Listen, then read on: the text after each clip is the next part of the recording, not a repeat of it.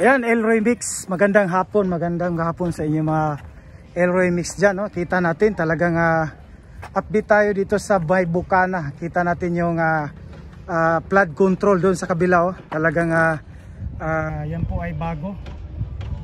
Talagang nakita natin next update tayo doon sa kabila.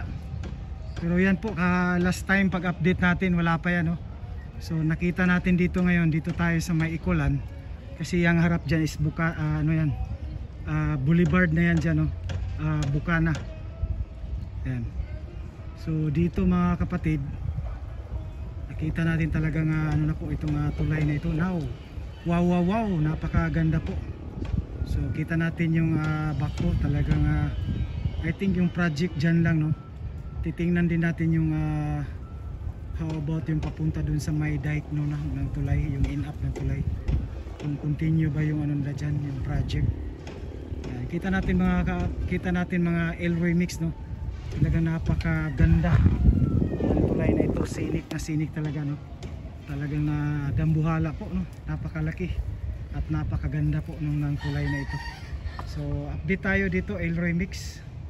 Nandito po tayo sa may Ikulan side. Ayan.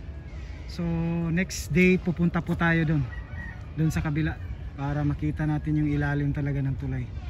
So nakita natin ito na, porma po yung poste dyan sa ilalim talaga, oh.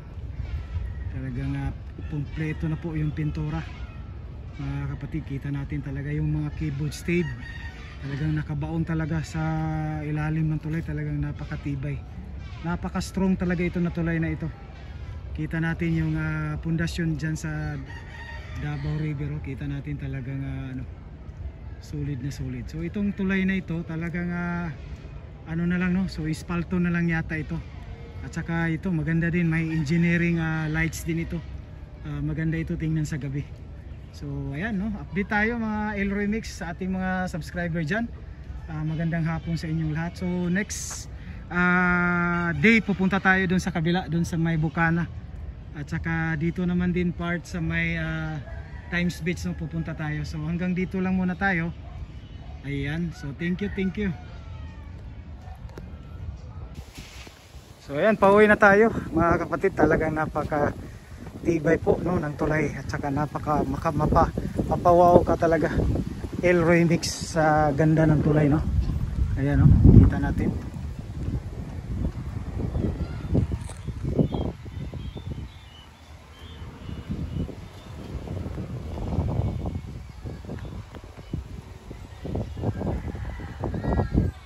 Pag matapos yan, talagang update natin yung update natin yung sa may Coastal Road, doon sa may sa may Rojas Avenue. Yun na lang kasi yung inihintay, yung box culvert doon, no? So abangan natin sa update natin doon, no? Kung ano na ang sitwasyon doon, no? Kasi itong Bukana Bridge, so parang December talagang may mga updates na yan, no? Sana po panalangin natin, pag-pray natin, no, na matapos yung dyan sa may box culvert dyan sa may Rojas, tsaka yung rotonda dyan, tapos naman yun. Yung na lang, yung box culvert dyan sa may Rojas exit yun. So hanggang dito, pupunta tayo dun sa side naman, dun sa may malapit sa papuntang Times Beach. So maraming salamat. Pupunta tayo doon. Elroy Mix, sa ating mga subscriber dyan, shout out and magandang hapon. And kumusta kayo dyan, no? I hope nasa mabuti kayong kalagayan.